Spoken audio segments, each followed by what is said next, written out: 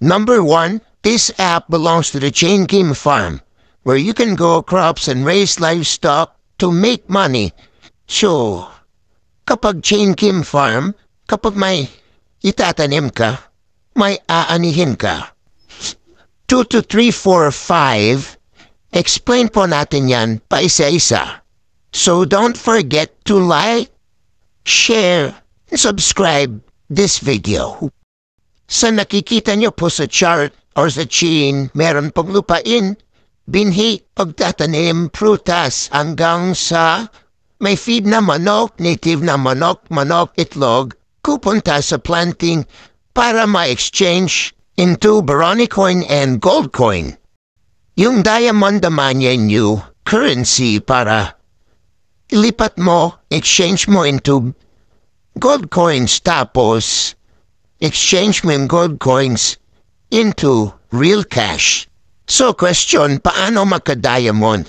So need mo lang ng need mo lang ng land para kumikita ka ng diamonds.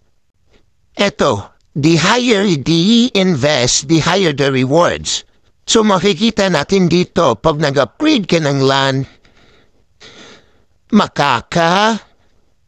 tanim ka ng cherry, or dito sa taas, kung corn lang, medyo maliit yung diamonds. Pero kada upgrade mo, mas kumikita ka ng diamonds. Kita nyo may bag of diamonds. So yung next part of this video, yung second part, punta lang kayo sa task at daily sign-in upang maka-accumulate kayo ng 15 wheats task, so total of 30 wheats every day.